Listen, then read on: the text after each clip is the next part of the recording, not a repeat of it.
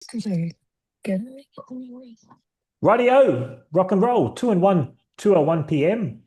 We got LBB Penrith, Carla. Looks like Charles is joining as well. Guys, I don't want to be the only beautiful face on this Zoom. If you can connect your cameras, that would be awesome.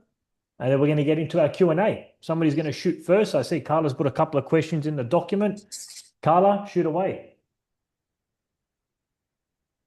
Thank you for putting the things in the document too, by the way. Oh, that's okay. I needed that to trigger my memory. Sorry, I'm just going to plug in my phone. No worries.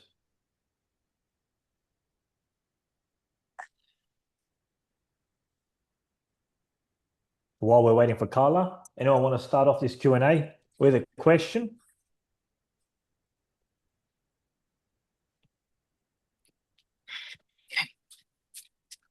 Got dead silence. Penrith, are we there? LBB Penrith? Must be offline. I'm here now. Is that Luby? Yes, this is Luby. I'm outside. My background is so noisy. No, all right. No worries. Carla, shoot away. Yep. Okay. So I'm just opening the document, but one of the items I put in there was with regards to uniforms. So prior to us needing to purchase them in sets, we were allowing parents to mix and match according to the size. Now I have two plastic bags full of uniforms that I would like to be able to purchase a matching pair to either shorts or a jersey. Because since this new requirement of buying sets and only being able to buy them in sets had come into play, I already had these batches here because it was something that was allowed previously and I wasn't aware that it was going to change. So if I knew that, I would have quickly try and purchased it to match them. Even though now we do not allow the mix matching, I just feel such a waste of these uniforms that I have, mainly for littles and minis, that I would like to purchase matching pairs for. Yeah, got you, Carla. So, unfortunately, our relationship with the suppliers changed, so we can only order sets. We won't be able to honor a single pair. However, to help you, because I know you don't want your stock to go to waste, I'd Yeah. recommend either number one, contacting Mary because we got a bunch of stock still, and doing a bit Okay. of a swap and change to Okay. accommodate you. Alternatively, contacting your nearby franchisee, say Penrith or somebody else, and just doing an exchange of some of that stock. That way you can have some of those pairs at handy. But I know Mary's got a lot of stock at hand, so she might be able to swap some of your stock so that it doesn't all go to waste. Okay. If I could add to that, Carla, we're in the same boat. If you want to send May and myself an email, maybe we can matchy as well. Yep. All right. I'm not sure. We haven't done a stock take on our uniform, but I know a lot of our parents and kids have asked for, different sizes, shorts and pants. So maybe we can match. I'm not sure. Yeah. Okay. Yep. Yeah. Or you All can right. put something on the WhatsApp chat or maybe even DM a franchisee. Um, but hopefully that's helpful. And Carla, let me go over your other two questions because you did take the time to put questions on the table. So shoot away your second and third Yeah. question. So my next one was parents wearing glasses with built-in cameras. Yeah. Now, 2 weeks Oh, ago, so 2 weeks ago, a parent had left their Meta Ray-Ban sunglasses in the venue, Yeah. and another family handed that in to us. And we were waiting for someone to advise us that they've lost the glasses. And then the next day, someone did reach out, and it took me like 3 4 days to be able to meet them, to connect with these glasses. And mind you, the whole time they were like, I can't see without the glasses, etc., etc. And I didn't think of it at the time, until a parent on the next week, that parent who handed the glasses to my coaches came to me and said that they feel uncomfortable with this type of glasses. Cell phones, they're okay with mobile phones and those 360 cameras. And they understand that we will take videos and photos, etc., but not glasses when other families and the children aren't aware that they're being recorded. Yeah. And they want to know what our stance is on that, and Yeah. and what can be done or said to so-called families or parents. So if I was you, Carla, I wouldn't blow it out of proportion and send an email out to all your families and say from this point onwards there are no meta glasses, because that would be excessive. You don't want to create all that noise and like, oh, is everybody wearing glasses if there's only, say, one parent that's wearing the meta glasses. However, what I would do is there is privacy laws that govern our classes. Yes, every parent does sign a waiver saying Mm, that their photos and videos can be used for social media purposes, but of course they can opt out at any mm, time. And also that doesn't include somebody else's meta glasses, which is not affiliated with Little Boomers basketball. So if I was you, I'd approach a situation. If this particular parent comes to the class again with meta glasses, I would put them to the side and just have a conversation and gently and professionally say to them, look, unfortunately, under privacy law, we can't have you wearing these glasses, as there's kids on the court and there is child protection laws that can be at conflict. And I'm sure if you come across it the right way, that they'll understand. But that's how I would go, how I would go about it, Carla. okay. Was that helpful? Um, I sort of had when I handed the glasses to them when we met. Um, he was the wife who actually came to meet me. And I said, "Oh, would it be possible that if he comes to the classes to watch the children, to not wear these particular glasses because of the camera?" Yeah. We're weary that there are parents who have signed waivers that they don't want their children filmed. Yeah. Oh, and then she went on about, oh, we don't use it for any other purpose but for our own and just to show the kids and everything like that. And then I said, well, it does make some parents feel uncomfortable. Of And she goes, course. I'll tell my husband, and that's it. That's Yeah. it. So I haven't had the opportunity because I missed them because we're running another class sort of at that time and we Yeah. sort of miss each other. But I will try and get there next week before their child's class ends, just to sort of have that word, because the same family sent me a link from Instagram about those types of glasses in a school.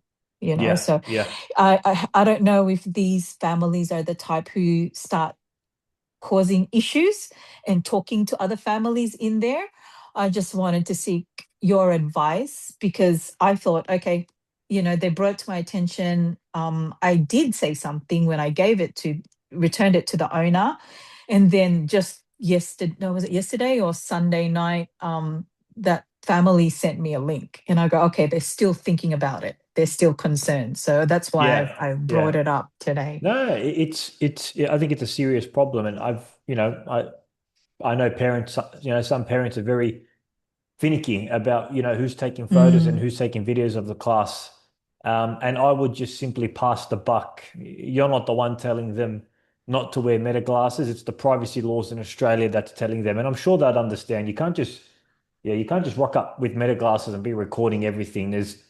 There's laws that govern that. But yeah, hopefully a conversation gets it all sorted, Carla. But thanks for bringing it to the team's attention. Anyone else want to rock and roll in the next Q&A or question? I got one. Charles, go Um, for it. we're gonna have our first Queensland All-Star day soon. And it's competition based. A lot of our classes, especially the little boomers, Mighty Boomers are good skill-wise, but the Little Boomers, they double dribble a lot. Yeah. And we let that go just so that they can have fun. So to prepare them, should we start? I'm thinking of teaching them more about double dribbling and passing more. That way, when we do our Queensland All-Star competition, the referees won't call too much double dribbles. What do you advise on So upskilling in, these kids? so in basketball regulation here in Australia, because I know this because I used to referee growing up, in under eights, which is ages 6, 7, and 8, double dribbles are permitted in the game. And also, I think travels to a certain extent are permitted. When it goes to under 10s and under 12s, it's strict no double dribble and strict no travel. So I think if I was you, yes, definitely educate the kids about not doubling dribble. But if we're going to officiate the game in terms of national standards, double dribbles are allowed in under eights game. Most of the time the game goes on. So in the New South Wales All-Star game, you let them double dribble, the Little Boomers, in the Yeah, in All-Star under game? eights. Yeah, Really? in Oh, under cool. eights. Yeah. All right. So I'll just focus on the 9 to 12-year-old But range. we don't our New South Wales All-Star Day is more geared for the Mighty Boomers, 9, 10, 11, 12. So our referees call everything. But I know when I went to Edison's battle zone in Campbelltown, he had an under eights one and a mini boomers one. Double dribbles were being permitted. Okay. Yeah. So we'll tell our Queensland All-Star referees the Little Boomers can double dribble. Yeah. Yeah. Okay. I mean, yeah, they can, but you obviously want to, you know, educate them on the right fundamentals. But refereeing wise, yeah, it's allowed. Like the Little Boomers, they try to dribble, but when there's a defender, they pick it up with 2 hands. And then dribble it They again. they run around them, then dribble.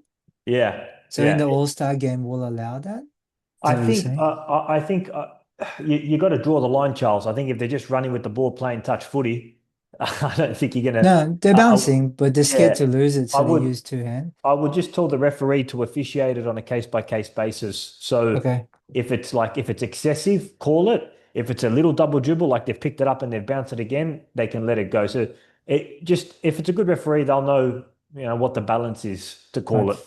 But definitely the Mighty Boomers will make a strict double Yeah. dribble Oh, rule. Mighty The Boomers old is Yeah, Mighty Boomers is straight. Everything is called double dribble, travel, everything. But let's get to the next question, guys. I want to try and get as many as I can in the next 15 minutes. Feel free to come off mute, ask a question, shoot away. I'll give the best answer I can. Sorry, I had one more question on my Go, list. Carla. The stock for little size 5 indoor ball and outdoor basketball for the pro shop for the franchisees, it's still out of stock. But I noticed that in the actual parent portal, it's in stock. Yes. So how do we work around that if we can't get stock to fulfill game ready kits? I would. So this is probably a question better answered to Grace because I know she's on top of the stock and getting in touch with the supplier to get our orders fulfilled. But there are two different fulfillment centers, Carla. The HQ shop and the pro shop are two different fulfillment centers. What I would consider is if you do need a couple of stock, you can do a pro shop order on the front end from the parents. And we do have a local fulfillment center in Kingsgrove, which is in New South Wales, that you can do a click and collect pickup order on. So the alternative is to pay the parent portal price Yeah, to fulfill Philip. the game ready kit. Yeah, make a small order on the fulfillment. In fact, Philip, I think, made an order for training kits and picked them up the other day on the weekend with click and collect. That's definitely an option. So what's the price difference between us ordering it in the Double. double? Yeah. How many pieces do you need? I only need 3. Okay. Yeah, Yeah. because I don't have anything spare because the balls in the last shipment, they seem to deflate quite quickly. and we've been sort of alternating them, and we've had to pump the new more balls. So I've run out of stock because of that as well, which is my spare stock for When these you game ready kits. when you repump them, do they go Mm. flat again? How long until they go flat? Yes. Yeah. Oh, it doesn't even last through like the class. Yeah, right. Yeah, we've had couple of people telling us that some of the basketballs are defective. We actually brought it up to our supplier because some of the franchisees have been saying some of the balls have gone flat and or are defective. So we actually are in the process of changing suppliers. So yeah, that's good information. I appreciate that. Ours goes flat as well. Yeah, Mhm. yeah. They pump them up and they go flat. Okay, that's good Yeah, information. so Thank you, we're Carla. like replacing the balls in our classes just to, just so if it's going flat during class, we've pumped another one just to throw into it to Yeah, the yeah, yeah, yeah, class. Yeah, that's sort of yeah. what's happened to my stock. No, you should at least get a term. You should be able to get 8 weeks, and then they go flat during the break, and you just Yeah, they pump used them. to. Yeah, Yeah, yeah. yeah, yeah. They used to, but the Okay. newer ones, they hadn't lasted. Yeah, Mm. yeah. No, thanks for bringing that to my attention. Okay, next question. Who's going to shoot? Hi, Emil. So just a follow up on Carla's issues regarding the training kids. So same situation with the coach's uniform. So because for the coach's uniform, we have to buy them in sets as well. So Yeah, we've got the summer uniform and the winter uniform. So some of the coaches just prefer wearing the track pants and not the shorts. So we've got a couple of spare shorts, but uh, that shorts doesn't have a pair like the top. So same situation with the training kits. yeah, So yeah, just letting you know. Yeah. yeah. No, thanks for bringing that to And my attention, Luby. It's hard. Look, it's yeah, it's with the coach's uniform. If they're longer, I can understand. The tracksuit pants might not fit the shorts. I think. Yeah, do your best to keep stock on hand. See if any franchisees are willing to switch over coach's uniform. I think the coach's uniform, I would have thought it'd be easier because if you're a medium in a shirt, you're usually a medium in shorts. So I would have thought it'd be a little bit easier in the coach's uniform, but seems like you're struggling with the size matches. yeah, yeah, same thing. Same thing with the coach's uniform. And Hmm. also, a question. Um, this is just a feedback from the parent. We Yeah, have a full class mighty, yeah, and the parent is saying because the kids the class is full, yeah, and he was saying that um, this is just relaying his feedback. It should be like a 90-minute class instead of the 60-minute. yeah, So I told him, okay, I can brought that up to the head office, and then whatever is their reply, then we will, yeah, yeah. get back to him. Yeah. I think Ruby, you're always going to get certain parents say, there's too many kids in the class. We should only have 10, not 20. Why is there only two coaches? Can we have three or four coaches? Why is the session uh, 60 minutes and not 90 minutes? You know what I mean? There's Yeah, always going to be parents that kind of try to push the envelope on what they want to receive. I would just, gently realign your expectations, and you can say something along the lines of, hey Luby, thanks for bringing that to my attention. I'll take it under consideration. However, our programs are designed to be 60 minutes long because that duration is suitable for kids that are under 12. Anything longer, like 90 minutes, they'll tend to get exhausted and very tired, and a 90-minute session would be really exhausting for a child under 12. So probably, yeah, just realign their expectations and say that you've taken their feedback under advisement. But you're always going to get those parents that are going to, say, oh, why there's 20? There should be 10, and can we have three coaches, and etc. As long as you're on top of it. Yeah. Okay. Cool. 9 more minutes, guys. Next question, please. I have a quick question, Emil. Yes. It's May here. Hey, May. I've been seeing all the communication about the RMS Yes. rollout. So, just making sure that I'm up to date. I'm watching the videos, all that sort of stuff, just to make Yep. sure, repetition, you remember. For sure. When we eventually roll into RMS, Mm-hmm. do we still require to roll over classes? Are we still required to roll over classes? Yeah, good question. I think Charles asked me this a couple of weeks ago Oh, in the live Q&A. So at the moment, with the RMS, when you put your events on the RMS, yep. and the parents bill, and then you get ready for the next term, you do need to roll over your events, but it's done a little bit differently than what you do if it's a non-RMS event. There's actually only a couple of steps needed. However, we do know that this process has become a bottleneck across the network. So we are looking at creating automation in this process. Okay. In which how it would work is your class is finished for the term. Yep. You say all my classes are the same for next term. All of them are approved on a sheet. Yep. And then Yep. we automatically roll them over for the next term in a couple of buttons. We're looking at adding that feature so that all you need to do is make sure your events are approved for next term. You don't have to do any manual change or any manual rollover, and they automatically get transferred. It's not there yet, but that's hopefully where it's going to be in about a term or two. But there is, until we get that automation rolled out, there is like a little bit of manual clicking that you got to do to roll them over the RMS events. That's okay. I think it's a good idea because then you're always double checking that nothing has changed in the classes, no changes in the times, no changes in the location. So it's always good to have like a second QA before it actually automatically rolls over.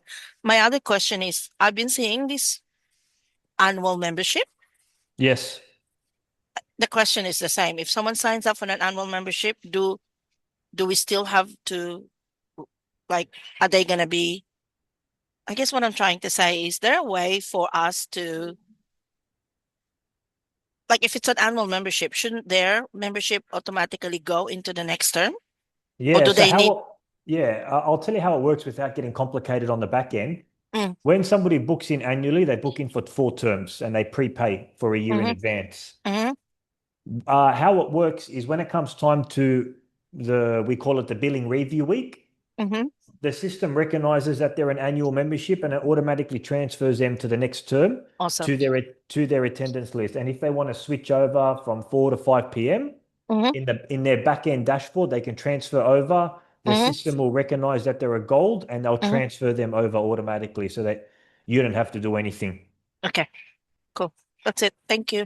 Yeah, and just remember the main thing, and this is good. I'm glad you brought this up, May, and it shows me that you've really been studying all this material.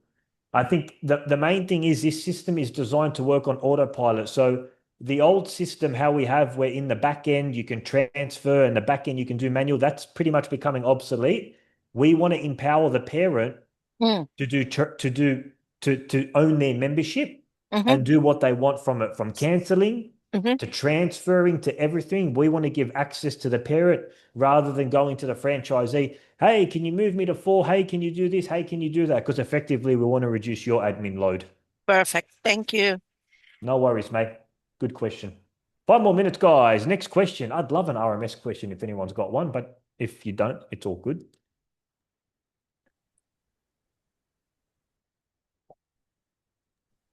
Hi, Emil. Can I ask a question, but not RMS? Of course you can, Melissa.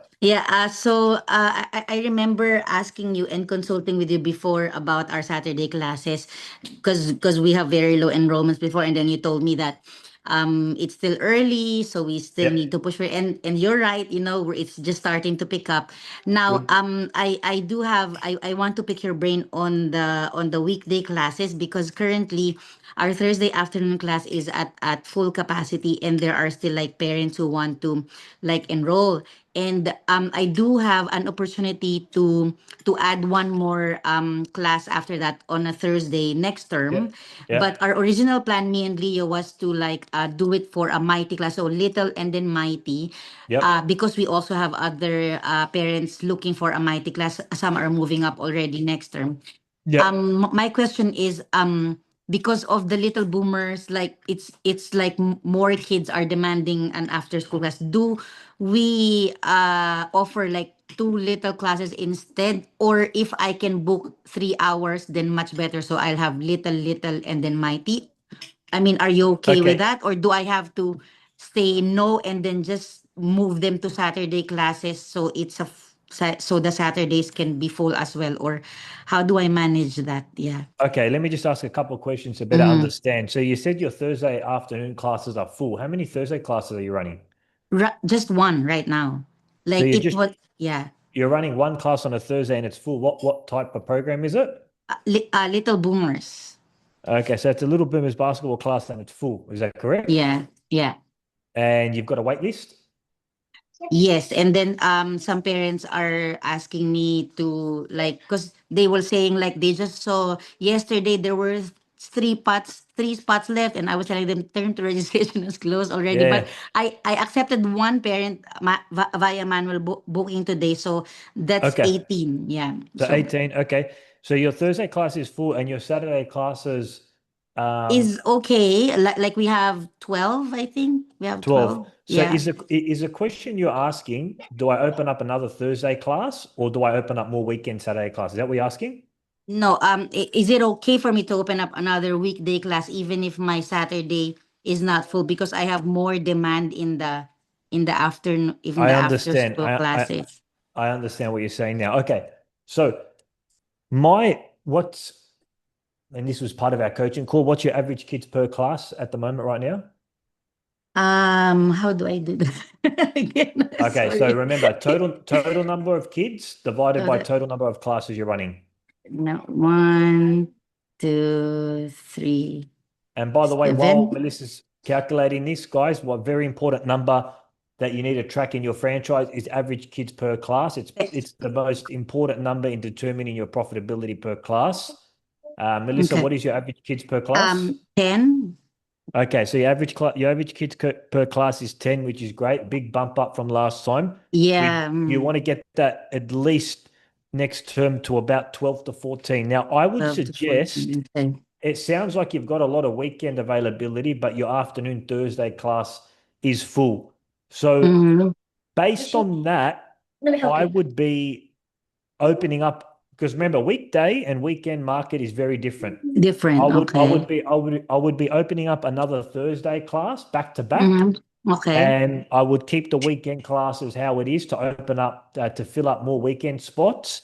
Okay. I guess the question becomes, if you're going to open up another Thursday class, which class type you're going to do? Because if you're going to do another Little Boomers back to back, you might run into what I call cannibalisation, which is the members from your first class just transfer to the second class, and then now you've got two quiet classes. Yeah. So if Little Boomers, what's your most popular program, Mighty Boomers? Currently little.